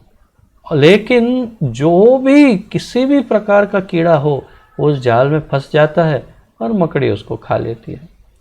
तो भगवान की माया उस मकड़ी के जाले की तरह है। भगवान कभी अपनी माया में नहीं फंसते, परंतु जो भी उनका भक्त नहीं है वो उस जाल में फंस जाता है। तो इसलिए हम इस प्रकृति के संपर्क में फंस गए हैं। यदि अभी जीवात्माएं उनकी शक्तियों के अंश हैं, अतः देवी हैं, किंतु भौतिक शक्ति के संपर्क में रहने से उनकी पराशक्ति आच्छादित रहती है। इस प्रकार भौतिक शक्ति से आच्छादित होने के कारण मनुष्य उसके प्रभाव का अतिक्रमण नहीं कर पाता। जैसे कि पहले कहा जा चुका है कि परा तथा अपरा शक्तियाँ भगवान से उद्भूत होने के कारण नित्य हैं। जीव भगवान की पराशक्ति से संबंधित होते हैं, किंतु अपराशक्ति अर्थात पदार्थ के द्वारा दूषित होने के से उनका मोह भी नित्य होता है। तो पहले पूर्व में देखा है भगवान की 3 शक्तियाँ, अंतरंग शक्ति, तटस्थ शक्ति और बहिरंग शक्ति। तो अंतरंगा शक्ति श्रीमती राधा रानी है, तटस्था शक्ति हम सब जीव हैं, और बहिरंगा शक्ति प्रकृति माया या दुर्गा जिसे कहते हैं वही माया है। और उसके जो जीव तटस्था है, मतलब दोनों के बीच में है, जो जीव बहिरंग शक्ति या प्रकृति के माया के प्रभाव में है वो बस इस चक्कर में गोल गोल घूमता रहता है। और जो अंतरंग शक्ति के प्रभाव में आ गया, अर्थात जो राधा रानी की शरण में आया या उनके संपर्क में आया, वो फिर मुक्त हो जाता है, उसे फिर ये चक्र में नहीं फंसना पड़ता। तो इसलिए यहाँ इस वृंदावन धाम में, इस पूरे ब्रज धाम में, पूरे ब्रज में आप कहीं भी जाएंगे, जो ब्रजवासी हैं वो कहेंगे राधे राधे। यहाँ पर सभी दीवारों पे लिखा हुआ है श्री राधा श्री राधा श्री राधा, और जहाँ भी देखो सब राधा रानी का नाम लेते हैं, कृष्ण का नाम बहुत कम लेते हैं, क्योंकि ये सब बहुत अत्यंत बुद्धिमान हैं। सब जानते हैं कि यदि हम राधा रानी के हो गए तो कृष्ण तो हमारा ही है और हम इस माया को भी आसानी से पार कर सकते हैं, और इसलिए सब राधा रानी की शरण ग्रहण करते हैं। तो वही है अंतरंगा शक्ति, तो पराशक्ति, और हम अपराशक्ति के संपर्क में हैं सब, और इसलिए यहाँ पर इस भूलोक में सड़ रहे हैं सब जीव। अतः बद्ध जीव नित्य बद्ध है। हम सब बद्ध हैं, बद्ध जीव, बंधे हुए और नित्य बद्ध हैं। मतलब जब तक अंतरंग शक्ति राधा रानी की शरण में नहीं जाते तब तक हम बंधे हुए ही रहेंगे। जैसे भगवद गीता में भगवान बताते हैं, आ ब्रह्म भुवनालोका पुनरावर्तिनो अर्जुन। ब्रह्मलोक से पाताल लोक तक सभी लोकों में जीव गोल गोल घूमता रहता है, गोल गोल 14 भुवन में गोल गोल घूमता है, लेकिन बाहर नहीं निकल सकता। परंतु बाहर वही निकलता है जो, अर्थात भगवान के पास वही पहुंच सकता है जो भगवान का शरणागत है या राधा रानी का शरणागत है, वही इस चक्र को भेद करके पार कर सकता है। कोई भी उसके बद्ध होने की तिथि को नहीं बता सकता। हम नहीं जानते हम कब से बद्ध हैं, कब से हम इस संसार में आ गए, पता नहीं है। फलस्वरूप प्रकृति के चंगुल से उसका छुट पाना अत्यंत कठिन है। भले ही प्रकृति अपराशक्ति क्यों न हो, क्योंकि भौतिक शक्ति परमेच्छा द्वारा संचालित होती है, जिसे लांघ पाना जीव के लिए कठिन है। प्रकृति भी भगवान की शक्ति है, परंतु भगवान की इच्छा से वो उसी प्रकार कार्य करती है और हमें भगवान की याद नहीं आती, हम भूल जाते हैं, सब भुला देती है, मोहित कर देती है हमें माया शक्ति, अर्थात भगवान की बहिरंगा शक्ति या अपरा शक्ति। ये भगवान की इच्छा से है, क्योंकि भगवान चाहते हैं कि हम उनके भक्त बने। यदि हम उनके भक्त बनते हैं तो भगवान अपने आप ही माया को हटा देते हैं, हट जाओ, चलो ये मेरा भक्त है, उसको आने दो, और फिर भगवान उसे आने की अनुमति देते। तो यहाँ पर अपरा भौतिक प्रकृति को दैवी प्रकृति कहा गया है, क्योंकि इसका संबंध दैवी है तथा इसका चालन दैवी इच्छा से होता है। तो इसका स्वभाव दैवीय है प्रकृति का, और भगवान की दैवीय इच्छा से चलती है, इसीलिए इसको दैवी प्रकृति कहा।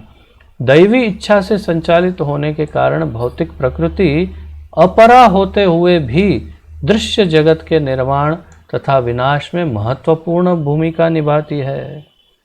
दुर्गा का कितना सम्मान है आज समाज में, आप जानते हैं कितने भक्त हैं दुर्गा के।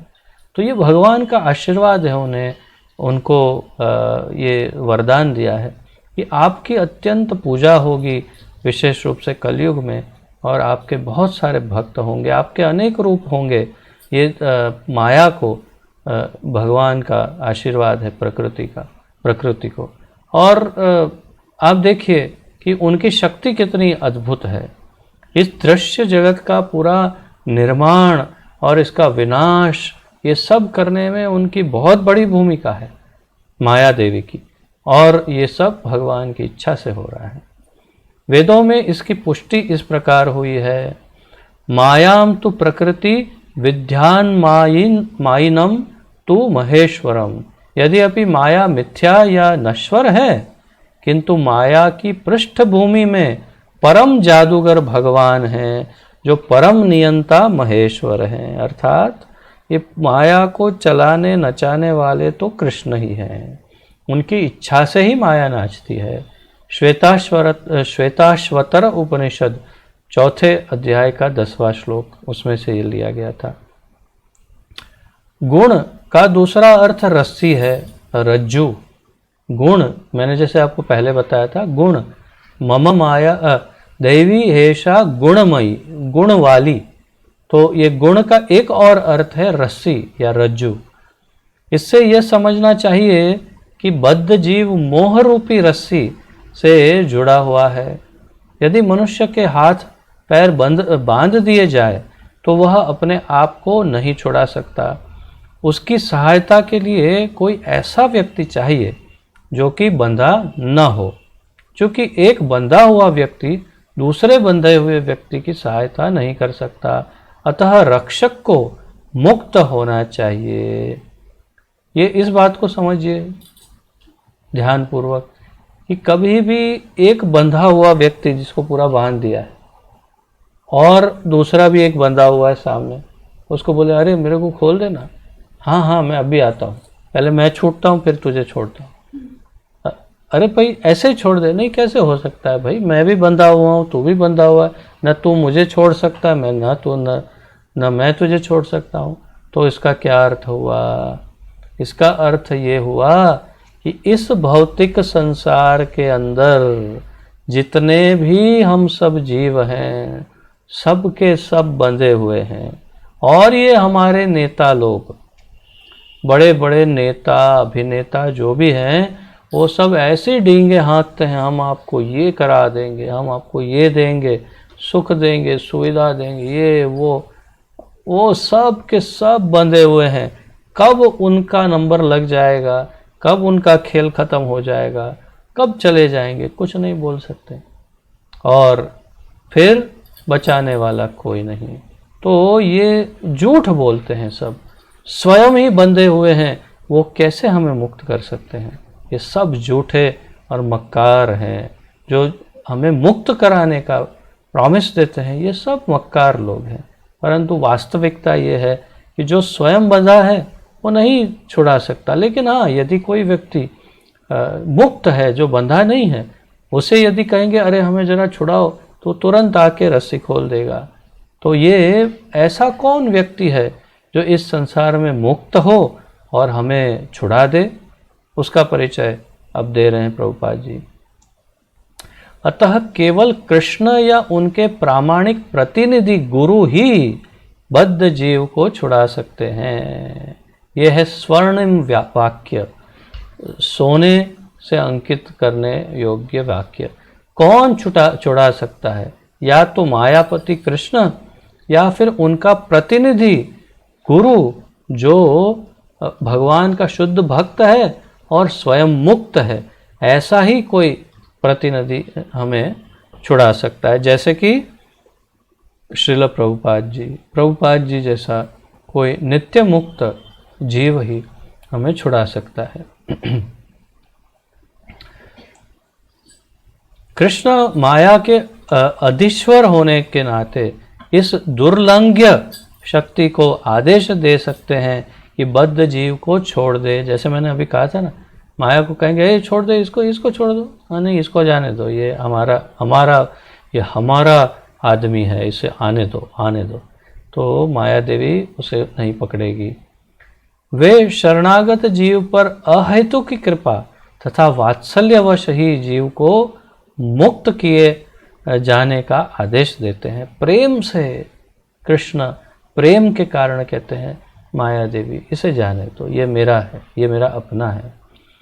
क्योंकि जीव मूलतः भगवान का प्रिय पुत्र है। हमारा मूल स्वभाव क्या है? हम भगवान के प्रिय हैं, पुत्र पुत्री हैं, परंतु हम भटक गए हैं और इसलिए हमारे इस भटकन के कारण हम यहाँ पर बद्ध हैं। तो यदि हम भगवान के शुद्ध भक्त हो जाते हैं तो हम मुक्त हो जाते हैं। प्रेम से भगवान हमें मुक्त कराते हैं। जैसे एक पिता प्रेम से अपने बच्चे को छुड़ाता है, ऐसे छुड़ाते हैं।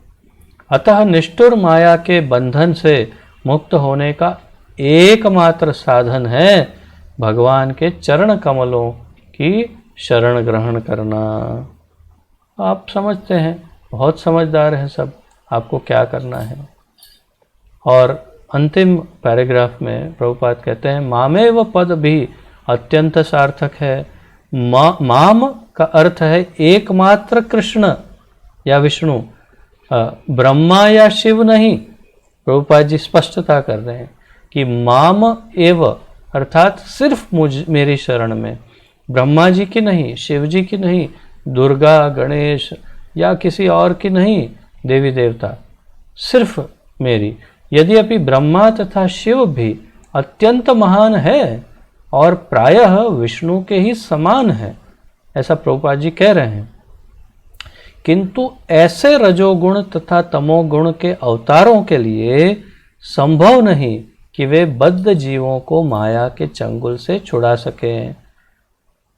नारायण या विष्णु के कोई भी अवतार जो हैं वो सब भगवान के सतोगुणी अवतार हैं, अथवा क्या कहते हैं उसे,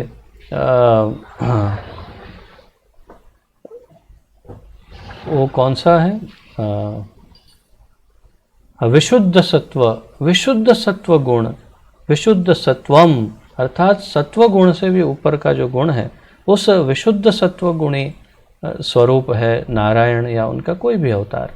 परंतु ब्रह्मा जी जो है वो रजोगुणी अवतार हैं और शिव जी जो है वो तमोगुणी है। तो ये तमोगुणी अवतार है अर्थात। तो प्रभुपाद जी कह रहे हैं इसलिए इन दोनों से ये संभव नहीं कि वो माया से छुड़ा सकें। सिर्फ कृष्ण या नारायण ही माया से जीव को मुक्त करा सकते हैं। दूसरे शब्दों में ब्रह्मा तथा शिव दोनों ही माया के वश में रहते हैं, अर्थात ये दोनों पर माया प्रभावित है। केवल विष्णु माया के स्वामी हैं, अतः वे ही बद्ध जीव को मुक्त कर सकते हैं। वेदों में श्वेताश्वतर उपनिषद 3.8 में इसकी पुष्टि तमेव विदित्वा के द्वारा हुई है। तमेव विदित्वा, जिसका अर्थ है कृष्ण को जान लेने पर ही मुक्ति संभव है। तो जो कृष्ण को जान लेता है वो मुक्त हो सकता है। जन्म कर्म च मे दिव्यम एवं यो वेत्ति तत्वतः त्यक्त्वा देहम पुनर्जन्म नयति मामेति सो अर्जुन। जो सिर्फ इतना जान लेता है कि मेरा जन्म कर्म सब दिव्य है, मैं दिव्य हूँ, उसको दोबारा जन्म नहीं लेना पड़ता, कृष्ण कहते हैं। और शिवजी भी इसकी पुष्टि करते हैं। शिवजी स्वयं भी इस बात को कहते हैं कि केवल विष्णु कृपा से मुक्ति प्राप्त की जा सकती है। शिव जी स्वयं कहते हैं कि केवल कृष्ण कृपा से, विष्णु कृपा से मुक्ति प्राप्त होती है। वो कहते हैं मुक्ति प्रदाता सर्वेषां विष्णुरेव न संशयः। महादेव कहते हैं मुक्ति प्रदाता सर्वेषां, सभी लोगों में अगर कोई मुक्ति प्रदान करने वाला हो तो वो है विष्णुरेव न संशयः, विष्णुर इव, अर्थात विष्णु ही केवल, न संशयः, इसमें कोई शंका नहीं है। महादेव कहते हैं अर्थात इसमें संदेह नहीं कि विष्णु ही सबों के मुक्तिदाता है। तो बस आज के इस अध्याय के लिए इतना ही है। अंत में खोज, समझ और प्रयोग 3 हिस्सों में प्रश्न है, उसके उत्तर आपको ढूंढना है और ग्रुप में भेजना है। मुझे लगता है पिछली बार के किसी का आया नहीं है उत्तर, और यदि आया हो तो मैंने ध्यान नहीं दिया होगा, परंतु ना समदर्शी प्रभु कह रहे हैं कि नहीं आया है। तो आश्चर्य है क्यों किसी ने उत्तर नहीं दिए। आप सबको इस प्रश्नों के उत्तर ढूंढ के ग्रुप में भेजना चाहिए। ये एक अच्छी एक्सरसाइज है, उससे आपका ज्ञान जो है बहुत स्पष्ट हो जाएगा। कोई प्रश्न है नहीं समझ में आ रहा है तो मुझे व्हाट्सएप में मैसेज दीजिए, मैं उत्तर दे दूंगा आपको, ठीक है। हाँ, ये प्रश्नों के उत्तर मत पूछिए, कुछ दुविधा है तो पूछिए, ठीक है। तो ये मैं आपको व्हाट्सएप में भेज दूंगा, आप इसको देखकर प्रश्नों के उत्तर ढूंढिएगा। किसी का कोई प्रश्न है तो पूछ सकते हैं।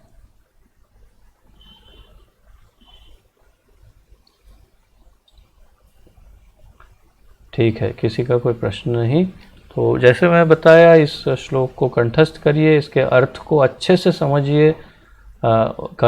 श्लोक अर्थात श्लोक हमेशा उसके अर्थ के साथ कंठस्थ होना चाहिए कि हम श्लोक को समझा सके इस प्रकार, ठीक है। तो आप सब उसी प्रकार इसको स्टडी करिएगा। अब हम प्रचार ही सार है के हिस्से में चलते हैं। बहुत छोटा सा हिस्सा है, तुरंत पढ़ के समाप्त करते हैं, फिर विराम लेते हैं। प्रचार ही सार है श्री श्रीमद् अभय चरणारविंद भक्तिवेदांत स्वामी श्री प्रभुपाद जी द्वारा। श्री प्रभुपाद की जय। शीर्षक है कृष्ण प्रचारक पर दयालु रहते हैं, वे उन्हें भगवत धाम वापस ले जाते हैं। कृष्ण हमेशा प्रचारक के ऊपर दयालु रहते हैं और उन्हें भगवत धाम वापस ले जाते हैं। तो ये भगवत गीता से लिया गया है। ये श्लोक भगवत गीता 11.55 से यहाँ श्लोक लिया है और उसका अनुवाद दिया है प्रचार के संदर्भ में। तो ये श्लोक जो है वो मैं आपको पढ़ के सुनाता हूँ।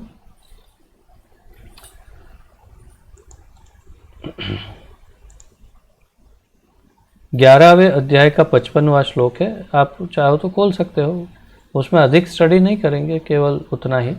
मत कर्म कृण मत परमो मत भक्त संग वर्जितः निर्वैरः सर्वभूतेषु यह स माम एति पांडव। तो इसका अर्थ प्रभुपाद जी यहाँ दे रहे हैं। हे अर्जुन, जो व्यक्ति अपने पूर्व कर्मों तथा ज्ञान के कल्मश से मुक्त होकर मेरी शुद्ध भक्ति में तत्पर होता है और जो प्रत्येक जीव से मैत्री भाव रखता है, वह निश्चय ही मुझे प्राप्त करता है। तो इसका अर्थ प्रभुपाद जी समझाते हैं। कृष्ण भावनामृत में स्थित भक्त जानता है कि केवल कृष्ण भक्ति ही मनुष्य को जीवन की समस्त समस्याओं से छुटकारा दिला सकती है।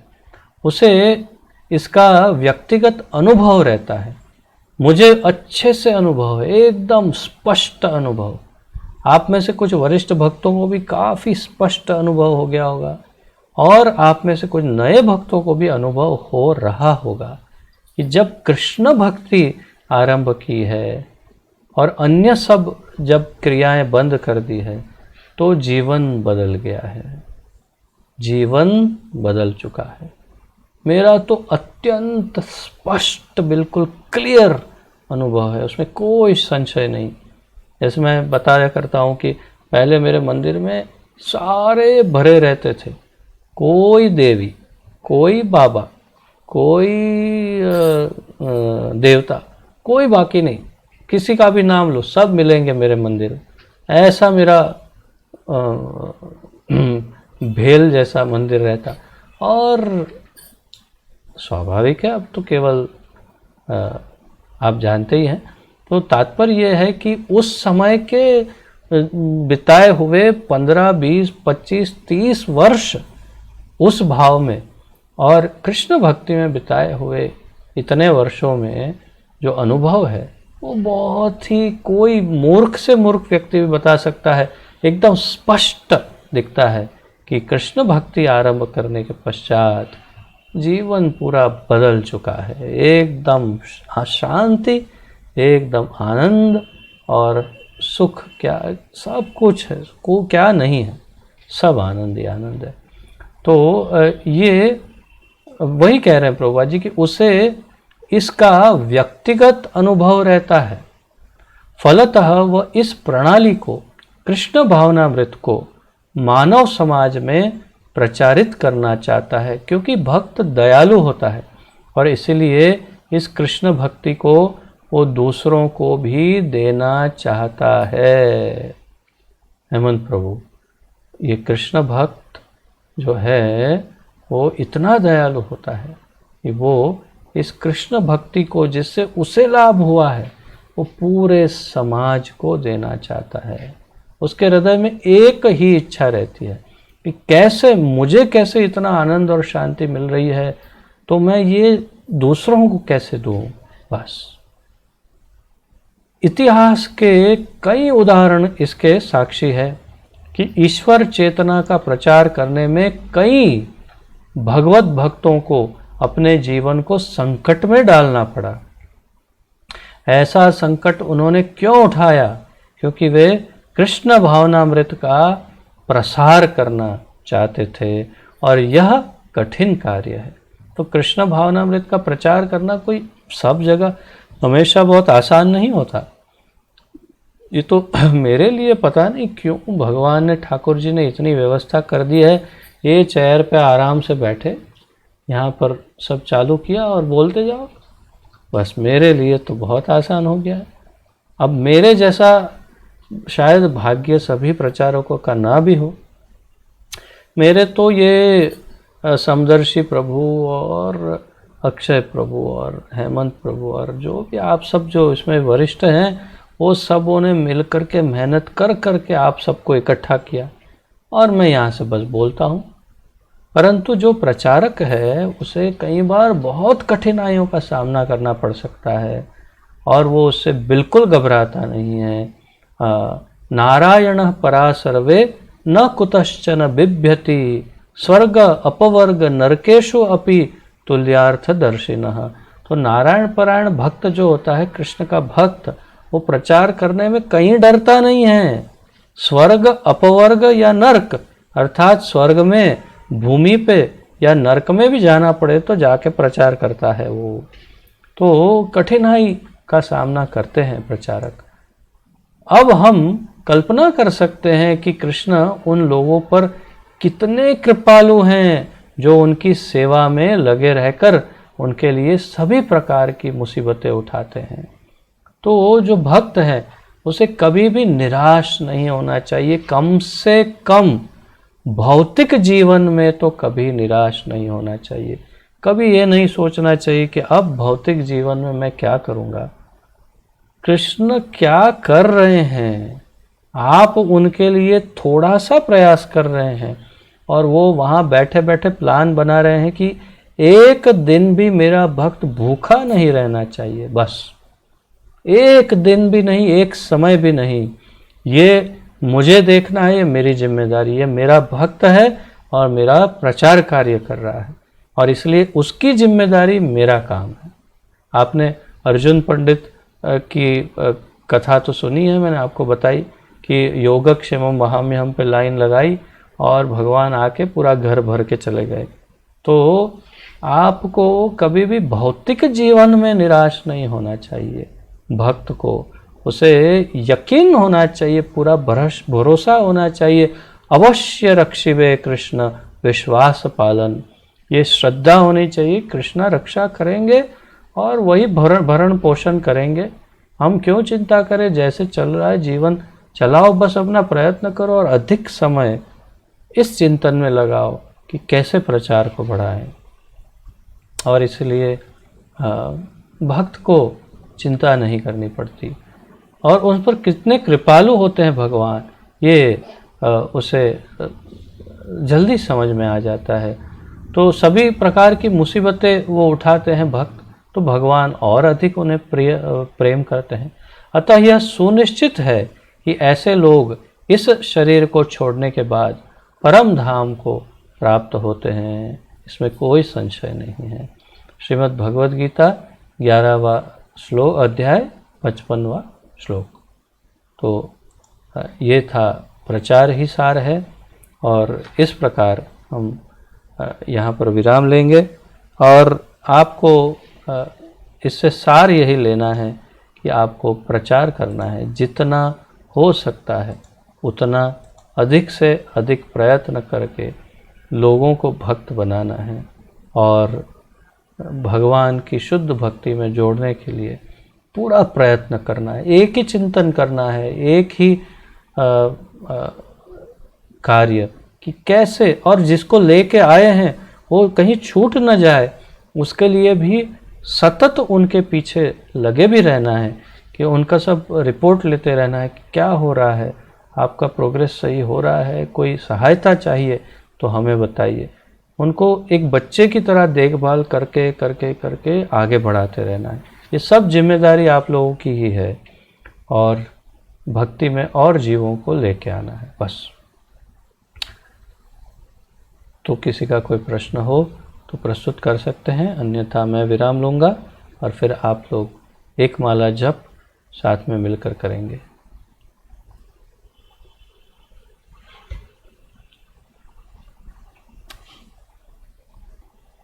कोई प्रश्न नहीं? ठीक है। तो जब आप लोग अब मिलकर के जप करें तो विशेष रूप से पिछली बार मैं इसमें से लॉग आउट हुआ, परंतु फिर मैंने फेसबुक पे देखा, अभी फेसबुक पर लाइव चालू ही है, तो मैं देख रहा था, बहुत ही आश्चर्य हुआ मुझे कि कुछ भक्त उबासी पे उबासी लिए जा रहे हैं। मतलब मुंह खोलते हैं और आ करते हैं और जप करते हैं और जप करते हैं, मतलब एक एक मंत्र पे एक एक उबासी आ रही हो ऐसा लग रहा था। अत्यंत शर्मजनक दिख रहा था वो। कितने से 100 से अधिक लोग आपको फेसबुक पे देख रहे हैं एक समय पर, और जो जप करवा रहे हैं उनका ये उनकी जिम्मेदारी है कि जितने भी ऑनलाइन है वो सब सीख से जप कर रहे हैं कि नहीं। तो आपको बहुत ही शुद्ध जप करना चाहिए। नींद आ रही है तो अपना वीडियो तुरंत बंद कर दीजिए, जप करिए लेकिन वीडियो बंद कर दीजिए। और अगर नींद नहीं आ रही है तो वीडियो चालू रख के सबके साथ एक साथ उच्च स्वर से ठीक से जप करिए। ये जप का सेशन है, ये स्लीपिंग पिल सेशन नहीं है, अर्थात कि नींद आने की गोली खाने का सेशन नहीं है। तो इतना अंतर ज़रा समझ लीजिएगा और अच्छी तरह से जप करिएगा। मैं देख रहा हूँ किसके चेहरे जिसको जो मैं कहना चाहता हूँ वो अच्छे से समझ गए हैं, वो मैं उनके चेहरों पे पढ़ सकता हूँ। तो जब आपको उबासी आए, गुजराती में बगासा बोलते हैं, तो जब भी वो आए तो उस समय पर आप अपना वीडियो या तो बंद करिए या जप करना तो कम से कम बंद करिए या मुंह छुपा लीजिए। लेकिन सबके सामने आप मुंह खोल खोल के एक के बाद एक आप करते जा रहे हैं और सब देखें, ये उचित नहीं लगता है ना। ये शिष्टाचार की बात है, हमें शिष्टाचार भी समझना चाहिए, सामान्य शिष्टाचार। ठीक है, तो मेरी बातों का बुरा मत मानिएगा। आपको यदि मैं नहीं कहूँगा और कौन कहेगा, तो इसलिए आपके लगभग एक पिता की ही तरह प्रेम से ही आपको कह रहा हूँ, तो इस बात का बुरा मत मानिएगा और ध्यान में रखिएगा कि क्या करना है क्या नहीं करना चाहिए। और जो जप करवा रहे हैं उनकी जिम्मेदारी है कि सबको देखे कि सब लोग सही ढंग से जप कर रहे हैं कि नहीं कर रहे। ठीक है, तो मैं लॉग आउट होता हूँ, लेकिन फेसबुक में जा कर के अब देखूँगा कि आप लोग सही जप कर रहे हैं या नहीं। और अपना वीडियो ऑन रखेंगे तो ज़्यादा अच्छा है सब लोग। तो हाँ, वे सबसे विशेष बात, आपका आज का जो जप है विशेष रूप से हमारे इस्कॉन अहमदाबाद के प्रमुख श्री और गुजरात में पूरे इस्कॉन को बृहद रूप से फैलाने का इनको श्रेय है, जो श्रील प्रभुपाद जी के प्रिय शिष्यों में से एक हैं। ऐसे हमारे श्रील जशोमती नंदन प्रभु जी के स्वास्थ्य के लिए विशेष रूप से जप करिए। वे अस्पताल में भर्ती हैं, कोरोना उनको हुआ है और स्थिति इतनी अच्छी नहीं बोल सकते। आज ही डॉक्टर सचिसुत प्रभु का फ़ोन आया था मुझ पर, बता रहे थे कि स्थिति उतनी अच्छी नहीं बोल सकते, पर तो इसलिए हमारी प्रार्थनाओं की विशेष आवश्यकता है। तो उनके लिए विशेष रूप से जप करिए। और आज के बाद जो अधिक जप करते हैं 16 से अधिक, उसमें भी उनके लिए जप शामिल कर दीजिए, ताकि उनके लिए एक्स्ट्रा राउंड करिए, जल्दी से वो ठीक हो जाए। और अहमदाबाद में और पूरे विश्व में बहुत सारे भक्त कोरोना से पीड़ित हैं। सभी भक्तों के लिए, सभी जीवों के लिए ये माला अर्पण करिएगा, लेकिन विशेष रूप से जशोमती नंदन प्रभु। ठीक है, आप सबका बहुत बहुत धन्यवाद। हरे कृष्णा।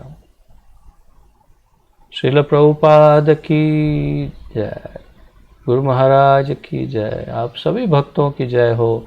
निताय गौर प्रेमानंदे। हरि हरि बोल।